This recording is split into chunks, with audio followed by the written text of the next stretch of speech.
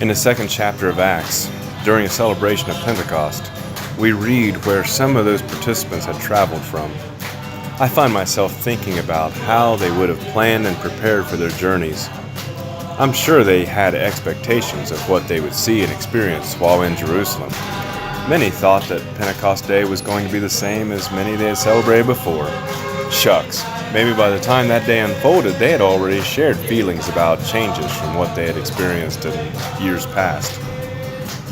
I find myself thinking about the challenges of these journeys, as they would have used every means of mobility available to them to come from all over the known world. And for whatever direction they came from, they likely passed by famous places where their ancestors maybe had been chased, or had been enslaved, or captured, or battles that they had won, maybe even some places where battles had been lost, and so many other memories that their ancestors had passed on to them. But they didn't know. How could they know that they also carried with them on this particular Pentecost Day? They carried with them invitations to witness the birthday of the Christian church. God-fearing people from all over the known world, making their way not knowing the party God was preparing, the unveiling about to take place. What if those travelers had known ahead of time that God was showing up? What if they knew they carried with them the invitation to God's party? Do you think they would have been excited? Do you think they would have been more purposeful about their journey? Do you think they would have been more thankful? Do you think they even might have had a sort of holy expectancy? I think so. So what about us?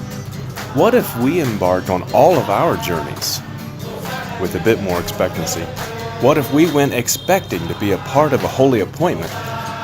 We might even find ourselves being the very instruments through which that power works.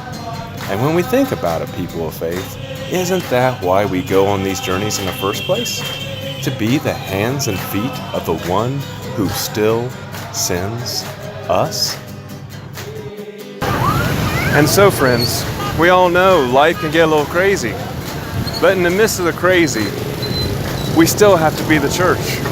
And so may it be, even as we remember Pentecost from long ago, may we live it out in the day to day.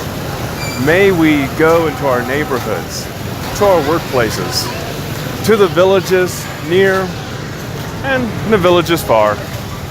And may we be the church. In the name of the Father, in the fellowship of the Son, and in the power of the Holy Spirit. May it be so, we ask.